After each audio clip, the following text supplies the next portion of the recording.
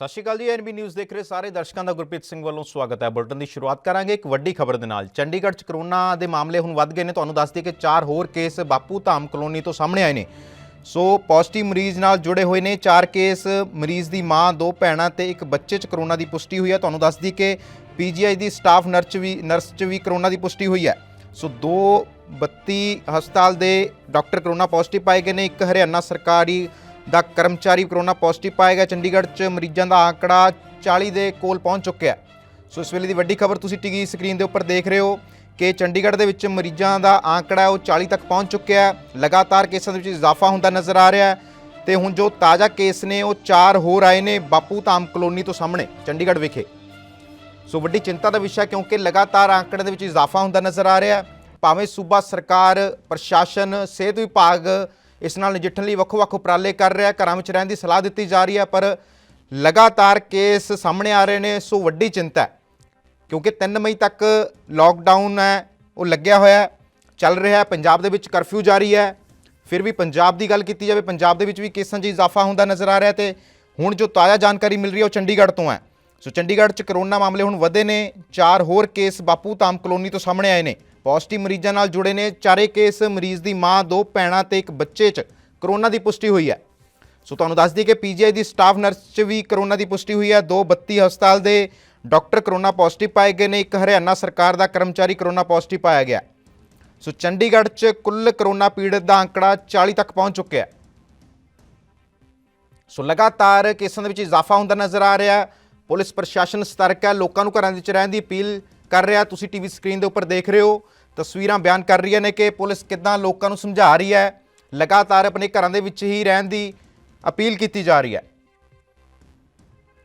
ਕਿਉਂਕਿ ਆંકੜਿਆਂ ਦੇ ਵਿੱਚ ਇਜ਼ਾਫਾ ਹੁੰਦਾ ਨਜ਼ਰ ਦੇਖ ਕੇ ਕਿਤੇ ਨਾ ਕਿਤੇ ਚਿੰਤਾ ਵੱਧਦੀ ਜਾ ਰਹੀ ਹੈ।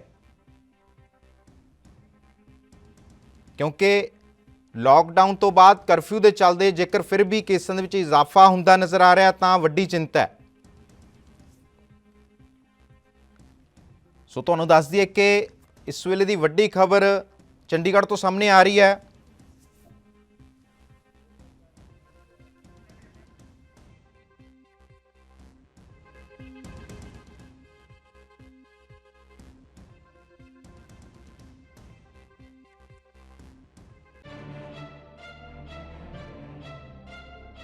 ਕੇਸ ਮਰੀਜ਼ ਦੀ ਮਾਂ, 2 ਭੈਣਾਂ ਤੇ ਇੱਕ ਬੱਚੇ 'ਚ ਕਰੋਨਾ ਦੀ ਪੁਸ਼ਟੀ ਹੋਈ ਹੈ। ਸੋ ਪੀਜੀਆਈ ਦੀ ਸਟਾਫ ਨਰਸ 'ਚ ਕਰੋਨਾ ਦੀ ਪੁਸ਼ਟੀ ਹੋਈ ਹੈ ਤੇ 32 ਹਸਪਤਾਲ ਦੇ ਡਾਕਟਰ ਕਰੋਨਾ ਪੋਜ਼ਿਟਿਵ ਪਾਏ ਗਏ ਨੇ। ਇੱਕ ਹਰਿਆਣਾ ਸਰਕਾਰ ਦਾ ਕਰਮਚਾਰੀ ਕਰੋਨਾ ਪੋਜ਼ਿਟਿਵ ਪਾਇਆ ਗਿਆ। ਚੰਡੀਗੜ੍ਹ 'ਚ ਮਰੀਜ਼ਾਂ ਦਾ ਆંકੜਾ ਕੁੱਲ 40 ਦੇ ਕਰੀਬ ਤੱਕ ਪਹੁੰਚ ਚੁੱਕਿਆ। ਸੋ ਲਗਾਤਾਰ ਕੇਸਾਂ ਦੇ ਵਿੱਚ ਇਜ਼ਾਫਾ ਹੁੰਦਾ ਨਜ਼ਰ ਆ ਰਿਹਾ। ਚੰਡੀਗੜ੍ਹ ਦੀ ਗੱਲ ਕਰਦੇ ਹਾਂ, ਤਾਜ਼ਾ ਜਾਣਕਾਰੀ ਚੰਡੀਗੜ੍ਹ ਤੋਂ ਹੀ ਮਿਲ ਰਹੀ ਹੈ ਜਿੱਥੇ ਲਗਾਤਾਰ ਕੇਸਾਂ ਦੇ ਵਿੱਚ ਇਜ਼ਾਫਾ ਹੁੰਦਾ ਨਜ਼ਰ ਆ ਰਿਹਾ। 40 ਦੇ ਕਰੀਬ ਆંકੜਾ ਪਹੁੰਚ ਚੁੱਕਿਆ। ਭਾਵੇਂ ਪ੍ਰਸ਼ਾਸਨ, ਸਰਕਾਰਾਂ, ਸਿਹਤ ਵਿਭਾਗ, ਵੱਖ-ਵੱਖ ਵਿਭਾਗ ਦੇ ਕਰਮਚਾਰੀ, ਪੁਲਿਸ ਪ੍ਰਸ਼ਾਸਨ ਇਸ ਨਾਲ ਨਜਿੱਠਣ ਦੇ ਵਿੱਚ ਲੱਗੇ ਨੇ। ਲੋਕਾਂ ਤੋਂ ਸਾਥ ਦੀ ਮੰਗ ਕਰ ਰਹੇ ਨੇ ਕਿ ਆਪਣੇ ਘਰਾਂ ਦੇ ਵਿੱਚ ਹੀ ਰਹੋ, ਬਾਹਰ ਨਾ ਨਿਕਲੋ, ਸਾਵਧਾਨੀ ਵਰਤਣ ਦੀ ਗੱਲ ਕੀਤੀ ਜਾ ਰਹੀ ਹੈ। ਪਰ ਉਸ ਤੋਂ ਬਾਅਦ ਵੀ ਵੱਡੀ ਚਿੰਤਾ ਦਾ ਵਿਸ਼ਾ ਕਿਉਂਕਿ ਕਰੋਨਾ ਪੀੜਤਾਂ ਦੀ ਸੰਖਿਆ 'ਚ ਇਜ਼ਾਫਾ ਹੁੰਦਾ ਨਜ਼ਰ ਆ ਰਿਹਾ। ਤੇ ਤਾਜ਼ਾ ਜਾਣਕਾਰੀ ਚੰਡੀਗੜ੍ਹ ਦੇ ਵਿੱਚ ਕੁੱਲ 40 ਦੇ ਕਰੀਬ ਤੱਕ ਕਰੋਨਾ ਪੀੜਤਾਂ ਦਾ ਆંકੜਾ ਪਹੁੰਚ ਚੁੱਕਿਆ। ਸੋ ਚਿੰਤਾ ਦਾ ਵਿਸ਼ਾ ਹੈ ਕਿਉਂਕਿ ਕਰੋਨਾ ਦੀ ਹਾਲੇ ਤੱਕ ਤਾਂ ਕੋਈ ਦਵਾਈ ਬਣੀ ਨਹੀਂ ਹੈ, ਪਰ ਫਿਰ ਵੀ ਵਿਗਿਆਨੀ ਲੱਗੇ ਹੋਏ ਨੇ ਇਸ ਨਾਲ ਨਜਿੱਠਣ ਦੇ ਲਈ। ਸੋ ਇੰਨੀ ਜਲਦੀ ਵੀ ਇਸ ਦੀ ਵੈਕਸੀਨ ਨੂੰ ਨਹੀਂ ਬਣਾਇਆ ਜਾ ਸਕਦਾ, ਇਹ ਵਿਗਿਆਨੀਆਂ ਦਾ ਦਾਅਵਾ ਹੈ। ਪਰ ਉਸ ਤੋਂ ਬਾਅਦ ਵੀ ਲਗਾਤਾਰ ਪ੍ਰਸ਼ਾਸਨ ਵੱਲੋਂ ਵੱਖ-ਵੱਖ ਉਪਰਾਲੇ ਕੀਤੇ ਜਾ ਰਹੇ ਨੇ। ਤੁਹਾਨੂੰ ਦੱਸ ਦਈਏ ਕਿ ਪੀਜੀਆਈ ਦੇ ਵਿੱਚ ਪਲਾਜ਼ਮਾ ਥੈਰੇਪੀ ਦਾ ਵੀ ਪ੍ਰਯੋਗ ਕੀਤਾ ਗਿਆ ਸੀ ਤੇ ਭਾਵੇਂ ਦਿੱਲੀ ਦੀ ਗੱਲ ਕਰ ਲਈਏ, ਦਿੱਲੀ ਦੇ ਵਿੱਚ ਵੀ ਪਲਾਜ਼ਮਾ ਥੈਰੇਪੀ ਸਫਲ ਹੋਈ ਹੈ। ਸੋ ਕਿਤੇ ਨਾ ਕਿਤੇ ਕਰੋਨਾ ਨਾਲ ਨਜਿੱਠਣ ਲਈ ਵੱਖ-ਵੱਖ ਉਪਰਾਲੇ ਕੀਤੇ ਜਾ ਰਹੇ ਨੇ। ਪਰ ਉਸ ਤੋਂ ਬਾਅਦ ਵੀ ਜੋ ਆંકੜਿਆਂ ਦੇ ਵਿੱਚ ਇਜ਼ਾਫਾ ਹੁੰਦਾ ਨਜ਼ਰ ਆ ਰਿਹਾ ਉਹ ਵੱਡੀ ਚਿੰਤਾ ਬਣੀ ਹੋਈ ਹੈ ਲੋਕਾਂ ਦੇ ਲਈ, ਪ੍ਰਸ਼ਾਸਨ ਦੇ ਲਈ, ਸਰਕਾਰਾਂ ਦੇ ਲਈ। ਸੋ ਇਸ ਵੇਲੇ ਦੀ ਵੱਡੀ ਖਬਰ ਤੁਸੀਂ ਟੀਵੀ ਸਕਰੀਨ ਦੇ ਉੱਪਰ ਦੇਖ ਰਹੇ ਹੋ ਕਿ ਚੰਡੀਗੜ੍ਹ 'ਚ ਆંકੜਾ 40 ਤੱਕ ਪਹੁੰਚ ਚੁੱਕਿਆ। ਸੋ 4 ਕੇਸ ਹੋਰ ਵਧੇ ਨੇ ਚੰਡੀਗੜ੍ਹ ਦੇ ਵਿੱਚ ਬਾਪੂ ਧਾਮ ਕਲੋਨੀ ਤੋਂ।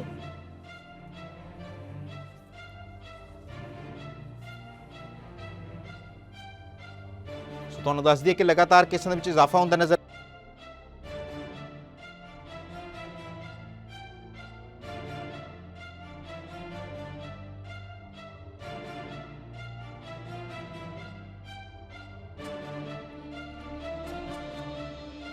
ਪੋਜ਼ਿਟਿਵ ਮਰੀਜ਼ਾਂ ਦੀ ਗਿਣਤੀ ਵਧਦੀ ਹੋਈ ਨਜ਼ਰ ਆ ਰਹੀ ਹੈ। ਭਾਵੇਂ ਆਪਾਂ ਕਿਸੇ ਵੀ ਵਿਸ਼ਵ ਦੇ ਕੋਨੇ ਦੀ ਗੱਲ ਕਰ ਲਈਏ, ਲਗਾਤਾਰ ਹਰੇਕ ਸੂਬਾ ਇਸ ਨਾਲ ਨਜਿੱਠਣ ਦੇ ਵਿੱਚ ਲੱਗਿਆ ਹੋਇਆ ਹੈ ਤੇ ਲਗਾਤਾਰ ਲੋਕਾਂ ਨੂੰ ਇਹ ਵੀ ਅਪੀਲ ਕੀਤੀ ਜਾ ਰਹੀ ਹੈ ਕਿ ਆਪਣੇ ਘਰਾਂ ਦੇ ਵਿੱਚ ਹੀ ਰਹੋ ਤੇ ਸੋਸ਼ਲ ਡਿਸਟੈਂਸਿੰਗ ਦਾ ਖਾਸ ਤੌਰ ਤੇ ਧਿਆਨ ਰੱਖੋ।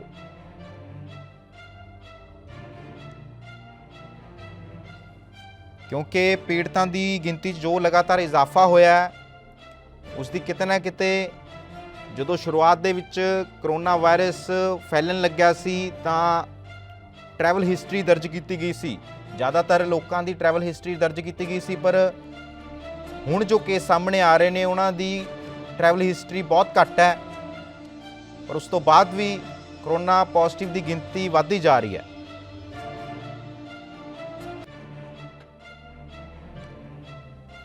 ਸੋ ਕੇਂਦਰ ਸਰਕਾਰ ਵੱਲੋਂ ਵੀ ਕੁਝ ਦੁਕਾਨਾਂ ਖੋਲ੍ਹਣ ਦੀ ਇਜਾਜ਼ਤ ਦਿੱਤੀ ਗਈ ਸੀ, ਪਰ ਉਸ ਨੂੰ ਸੂਬਾ ਸਰਕਾਰ ਨੇ ਹਾਲੇ ਤੱਕ ਨਹੀਂ ਉਸ ਨੂੰ ਮੰਨਿਆ, ਕਿਉਂਕਿ 30 ਤਰੀਕ ਨੂੰ ਕੈਬਨਿਟ ਦੀ ਬੈਠਕ ਹੋਣੀ ਹੈ। ਉਸ ਤੋਂ ਬਾਅਦ ਹੀ ਕੋਈ ਫੈਸਲਾ ਲਿਆ ਜਾਵੇਗਾ ਕਿ ਕਿਹਨਾਂ ਜ਼ਿਲ੍ਹਿਆਂ 'ਚ ਰਾਹਤ ਦੇਣੀ ਹੈ ਜਾਂ ਨਹੀਂ, ਕਿਉਂਕਿ ਕੇਸਾਂ 'ਚ ਇਜ਼ਾਫਾ ਹੁੰਦਾ ਨਜ਼ਰ ਆ ਰਿਹਾ।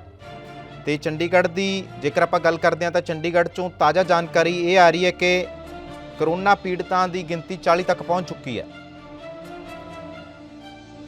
ਲਗਾਤਾਰ ਇਸ ਨਾਲ ਨਜਿੱਠਣ ਦੇ ਲਈ ਵੱਖੋ-ਵੱਖ ਉਪਰਾਲੇ ਕੀਤੇ ਜਾ ਰਹੇ ਨੇ। ਸੋ ਭਾਵੇਂ ਕੁਝ ਹਿੱਸਿਆਂ ਦੇ ਵਿੱਚੋਂ ਰਾਹਤ ਭਰੀਆਂ ਵੀ ਖਬਰਾਂ ਸਾਹਮਣੇ ਆ ਰਹੀਆਂ ਨੇ।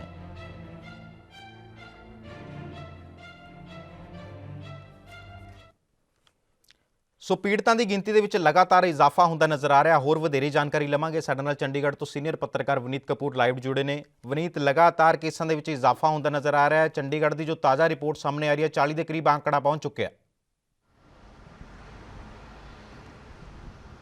ਬਿਲਕੁਲ, ਦੇਖੋ ਸਿੱਧੇ ਤੌਰ ਤੇ ਅਗਰ ਚੰਡੀਗੜ੍ਹ ਦੀ ਗੱਲ ਕਰੀਏ ਤਾਂ ਲਗਾਤਾਰ ਚੰਡੀਗੜ੍ਹ ਦੇ ਵਿੱਚ ਕਰੋਨਾ ਜਿਹੜਾ ਆਪਣੇ ਪੈਰ ਪਸਾਰਦਾ ਹੋਇਆ ਨਜ਼ਰ ਆ ਰਿਹਾ, ਔਰ ਹੁਣ ਇਸ ਦੀ ਚਪੇਟ ਦੇ ਵਿੱਚ ਡਾਕਟਰ ਜਿਹੜੇ ਨੇ ਉਹ ਵੀ ਆਉਂਦੇ ਹੋਏ ਨਜ਼ਰ ਆ ਰਹੇ ਨੇ। ਅੱਜ ਸਵੇਰੇ ਦੀ ਜਿਹੜੀ ਤਾਜ਼ਾ ਰਿਪੋਰਟ ਆ ਉਹਦੇ ਵਿੱਚ ਸੈਕਟਰ 32 ਦੇ ਅੰਦਰ ਕੰਮ ਕਰਨ ਵਾਲੇ ਐਨਥੀਜ਼ੀਆ ਡਿਪਾਰਟਮੈਂਟ ਦੇ 2 ਡਾਕਟਰ ਜਿਹੜੇ ਨੇ ਉਹ ਕਰੋਨਾ ਦੀ ਚਪੇਟ ਦੇ ਵਿੱਚ ਆਏ ਨੇ। ਇਹਨਾਂ ਦੇ ਟੈਸਟ ਜਿਹੜੇ ਨੇ ਪੋਜ਼ਿਟਿਵ ਪਾਏ ਗਏ ਨੇ। ਇਸ ਦੇ ਨਾਲ ਇੱਕ ਨਰਸ ਜਿਹੜੀ ਹੈ ਉਹ ਕਰੋਨਾ ਦੀ ਚਪੇਟ ਦੇ ਵਿੱਚ ਆ ਚੁੱਕੀ ਹੈ, ਉਸਦੇ ਟੈਸਟ ਵੀ ਪੋਜ਼ਿਟਿਵ ਪਾਏ ਗਏ ਨੇ। ਇਸ ਤੋਂ ਇਲਾਵਾ ਇੱਕ ਹਰਿਆਣਾ ਸਰਕਾਰ ਦੇ ਵਿਭਿੰਨ ਕਿਸੇ ਵਿਭਾਗ ਦਾ ਕਰਮਚਾਰੀ ਹੈ ਜਿਹੜਾ ਅੱਜ ਕਰੋਨਾ ਪੋਜ਼ਿਟਿਵ ਪਾਇਆ ਗਿਆ, ਯਾਨੀ ਅੱਜ 4 ਮਾਮਲੇ ਜਿਹੜੇ ਨੇ ਉਹ ਨਵੇਂ ਸਾਹਮਣੇ ਆਏ ਨੇ। ਇਸ ਤੋਂ ਇਲਾਵਾ ਕੱਲ 6 ਮਾਮਲੇ ਜਿਹੜੇ ਨੇ ਉਹ ਸਾਹਮਣੇ ਆਏ ਸੀ, ਯਾਨੀ 10 ਮਾਮਲੇ ਜਿਹੜੇ ਨੇ ਉਹ ਤਕਰੀਬਨ 12 ਤੋਂ 14 ਘੰਟਿਆਂ ਦੇ ਵਿੱਚ ਹੀ ਪੋਜ਼ਿਟਿਵ ਨਿਕਲ ਕੇ ਸਾਹਮਣੇ ਆਏ ਨੇ, ਜਿਸ ਤੋਂ ਬਾਅਦ ਕਰੋਨਾ ਦਾ ਜਿਹੜਾ ਪੋਜ਼ਿਟਿਵ ਆંકੜਾ ਹੈ ਉਹ ਵੱਧ ਕੇ 40 ਹੋ ਚੁੱਕਿਆ ਹੈ। ਜਿਹੜੇ ਏਰੀਆ ਦੇ ਵਿੱਚ ਕਰੋਨਾ ਪੋਜ਼ਿਟਿਵ ਕੇਸ ਪਾਏ ਗਏ ਨੇ ਉੱਥੇ ਸਿੱਧੇ ਤੌਰ ਤੇ ਕਿਤੇ ਨਾ ਕਿਤੇ ਜੇਕਰ ਆਪਾਂ ਗੱਲ ਕਰੀਏ ਤਾਂ ਸਾਰੇ ਦੇ ਸਾਰੇ ਏਰੀਆ ਨੂੰ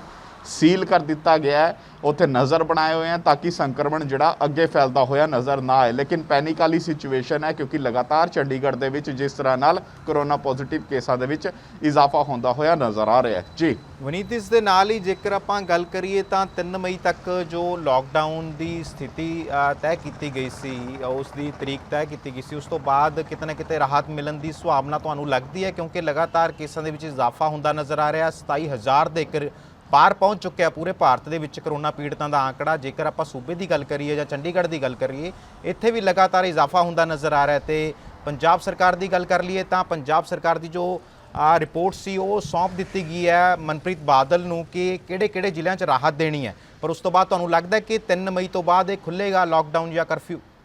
ਦੇਖੋ